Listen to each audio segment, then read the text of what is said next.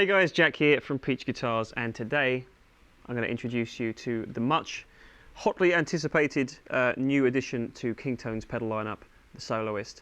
I'm sure a lot of people out there watching will already have seen this on our website, and I'm sure a few of you will have placed pre-orders for this pedal, and by this time you should have started to receive your orders of this pedal, which is great. So we're really pleased to have these now.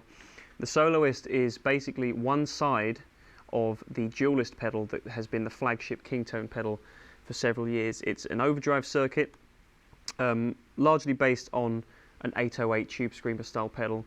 The Soloist, as the name implies, is twofold, I think. Not only is it just a single pedal format of that original dual-sided design, so you don't have side B of the Duellist, obviously. You've just got the string singer side, which is the tube screamer style side. But it's also clever in the fact that I think this is a perfect solo pedal. So if you're just looking for an overdrive pedal just to add on top of your rhythm tone for a lead sound, this works great for that as well. So pretty clever name in two different ways there. So I wanted to approach this video today just as basically a first impressions kind of video, rather than me spend ages talking about it. I wanted to show you some of the tones that you get straight out of the box plugged in. Of course, being a Kingtone product, those tones are exemplary, very much the best in class of this kind of pedal. So perhaps you considered a Duellist before and just found it was a little bit more than you needed, maybe, with the two different overdrive circuits in one. The good thing about this is obviously it's a lot more simple to use to get that tone, and it comes in a little bit less expensive as well. Comes in a couple of different colours. I'm just playing the black version today, but there is this gorgeous red as well. The two pedals are exactly the same, the circuits are exactly the same. So I've only got the other one here just for visual reference, so you can see the two options available. And I will actually use this just to reference the controls quickly.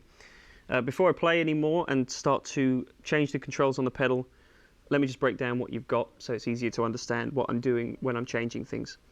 You've got the fairly standard overdrive pedal layout of drive, volume and tone. So that standard 3 sets of controls that you'd have on most tube screamer style pedals still ring true on this.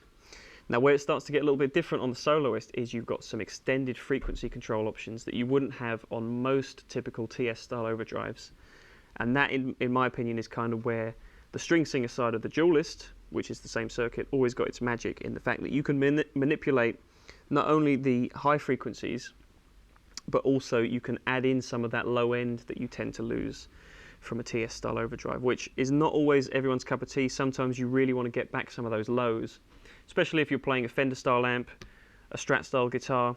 You can often find that you want to dial back some low frequencies. So you can do that now with this body control. On the Duellist, you just had a 3-position voicing switch, which had a stock mode, a glass mode, which added in some high frequency content, and a fat mode.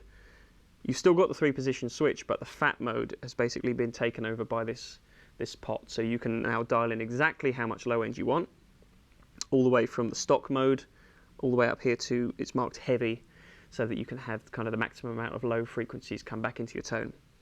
The 3-position switch is kind of borrowed from the Blues power pedal. So you've got stock in the middle, you've got that same glass mode that you have on the Duellist, but all the way to the left you get edge, which is just another kind of a different tweaked sound of adding in some high frequencies as well. So it's a very simple pedal to operate. It's very simple to get some great tones out of that this circuit, and that's why I wanted to do this video this way, just break it down and play the tones as I hear them basically. So a couple of other important things about this pedal. Obviously you've got the very finest grade components in here. You've got dual 4558 chips, which are the much revered original tube screamer chips that you've got in this pedal, so it sounds authentically 808-ish. You've also got top-mounted jacks, which I think is a really useful addition to most people's pedal boards now. You often find that you're stuck for space, so not only has the pedal circuit shrunk down now into a single size format, but you also get the benefit of those top-mounted jacks to save even more space on your board. Something else that's really important is that this pedal can be operated between 9 and 18 volts, which you don't often see that with a TS style pedal. The headroom alone at 9 volts is massive, but to extend it to 18 volts obviously just widens that dynamic range. I'm going to do that a little bit later on in this video just so you can hear the effect that that has on the tone. Until that point, I'm just going to play you some more tones by changing the controls on this pedal that's plugged in. For reference, I'm playing an exotic XSC1 Strat style guitar into a Dr. Z Maz 38. It's the staple of our typical demonstrating rig here. I'm going to show you the dry tone, and then I'm going to put the pedal back on just so you can hear exactly what it's doing to the chord tone. So let me turn it off.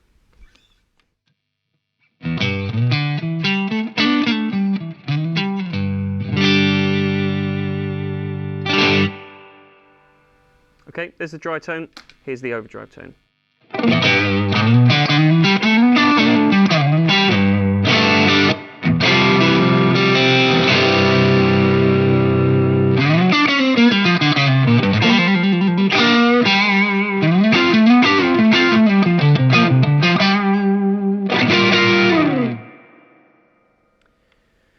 Okay, something I just want to say before I start changing the controls about this pedal, and it's something I've noticed with the Duellist. It's something I'm quite familiar with, that pedal. I have one and I use it all the time. This circuit doesn't sound like most other tube screamer pedals that a lot of players will be familiar with. It's a lot more open sounding, and it can still do that fairly compressed, mid-range focused drive if you want it to do that. But even with the kind of default settings, I haven't really tweaked any of the voicing switches or even used the body control. You can just hear that it's a lot more open sounding. When you turn down the guitar volume, it cleans up in a much more pleasant way than most tube screamer style drives do. And granted, Jesse has made a few tweaks to this circuit. It's not a stock tube screamer clone, and I think that's kind of evidenced by that fact of how it sounds different. So let me now start messing with the controls a little bit. I'll show you the range of drive and the range of EQ manipulation you've got too.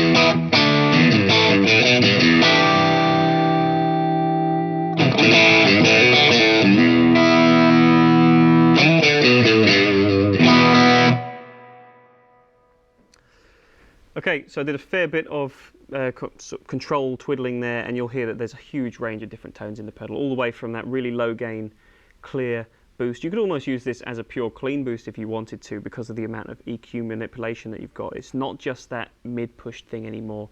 You can get a lot of different variants of that kind of tone out of this pedal. But when you do up the gain, you can use this body control really effectively, and in conjunction with 3-position toggle switch as well, which varies, as I said, the high frequency content.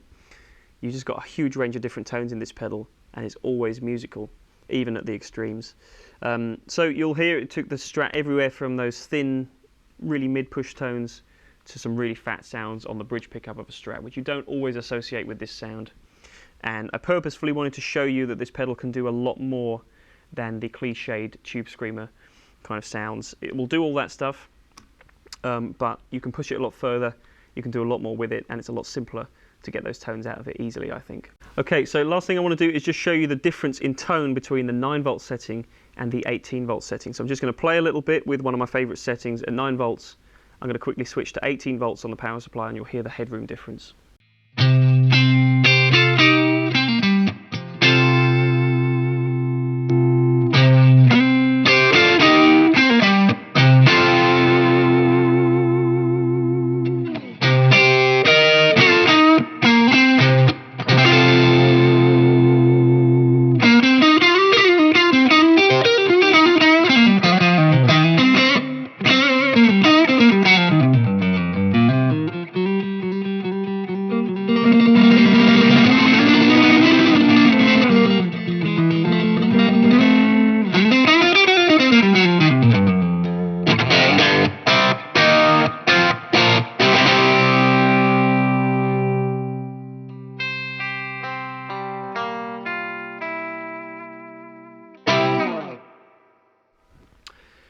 I think headroom in pedals is always as much about the feel as it is about the sound, so hopefully you'll have heard the effect of the 18 volts there. It's definitely noticeable under the fingers though. So in short, this is just one of the very best overdrive pedals that you could possibly hope to pick up and to add to pretty much any guitar rig.